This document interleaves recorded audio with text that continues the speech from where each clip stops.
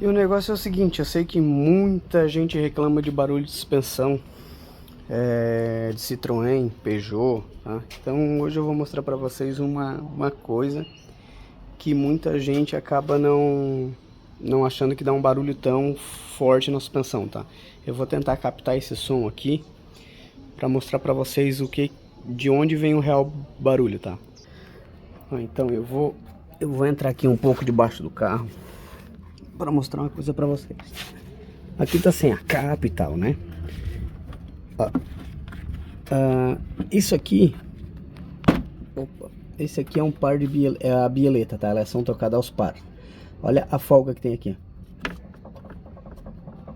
ó. Deixa eu afastar bem esse plástico aqui, ó. Olha a folga que tem. Em cima não dá folga. Se vocês perceberem, não dá folga em cima.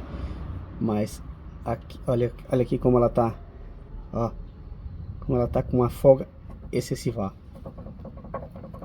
Aí o que acontece?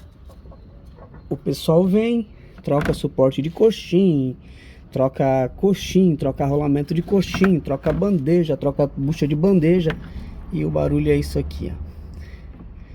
Custa aí 100, 130 reais mais ou menos um parzinho de bieleta disso aqui.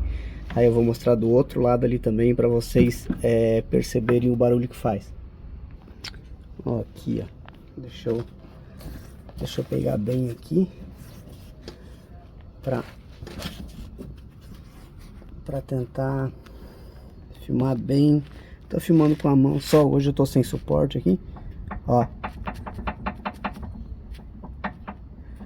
Aqui vocês conseguem captar bem o som.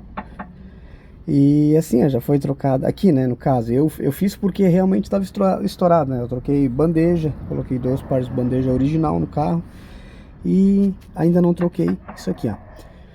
O que acontece? Tem gente que vai dizer que é problema de caixa de direção, que a caixa de direção embaixo está folgada, que tá batendo, às vezes acontece sim, realmente, às vezes acontece, mas o vilão principal é isso aqui, ó, bieleta, e é a coisa mais simples de trocar, tá?